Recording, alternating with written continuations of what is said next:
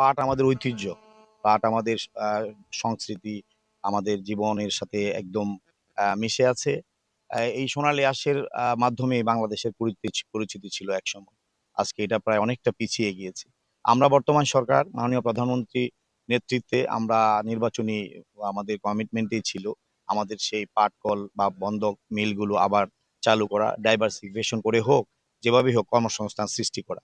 বিশেষ করে প্লাস্টিকের ব্যবহার আপনারা জানেন 2001-এর মাননীয় প্রধানমন্ত্রী দেশনেত্রী বেগম খালেদা জিয়ার সময়ে প্লাস্টিক নিষিদ্ধ করা হয়েছিল এবং সেটার ধারাবাহিকতায় আমরা মানুষকে আবার সে প্লাস্টিকের বিরুদ্ধে জনমত গড়ে তুলে আমরা এই চট এবং পাটের দ্রব্যাদি ব্যবহারের জন্য আমরা উদ্বুদ্ধ করব।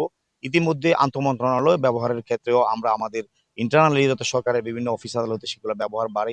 আমরা বিভিন্ন আমাদের যে পণ্য আছে নিত্য প্রয়োজনীয় বিভিন্ন গৃহস্থলী জিনিসপত্র সেখানে আমাদের চটের এবং পাটের ব্যাগ ব্যবহারের জন্য আমরা উদ্যোগ গ্রহণ করব। আমাদের আপনারা জানেন যে বয়সটা তো খুব কম আমাদের সরকারের।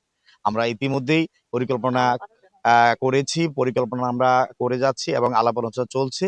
আপনারা দ্রুত সময়ের মধ্যে দৃশ্যমান হবে যে ইনশাল্লাহ পাটের উৎপাদন, পাটের বীজের ডাইভার্সিফিকেশন করা, বীজের উৎপাদন বাড়ানো এবং বন্ধ মিলগুলা চালু করা, কর্মসংস্থান তৈরি করা, এই বিষয়গুলো আমরা মাথায় আছে এবং পদক্ষেপ গ্রহণ করছি। আমরা মূলত এসেছি এই প্রজেক্টটা বিভিন্ন সমস্যা ছিল বিগত সময়ে। এই প্রজেক্টটা লেন্দি হয়েছে, একটু দেরি হয়েছে। কি কারণে দেরি হয়েছে, কাজের অগ্রগতি কি, আমরা এগুলো দেখতে এসেছি। মোটামুটি এখন আমরা একটা দৃশ্যমান অবস্থায় চলে এসেছি। আশা করি আমরা আগামী যে টাইম ফ্রেম আমরা দিয়ে দিচ্ছি 1-1.5 বছরের মধ্যেই এটা কমপ্লিট হবে। বিগত সময়ে কিছু প্রবলেম ছিল, মামলাজনিত বিষয় ছিল, এগুলো সবই ক্লিয়ার হয়েছে, ফাইলিং কমপ্লিট হয়েছে।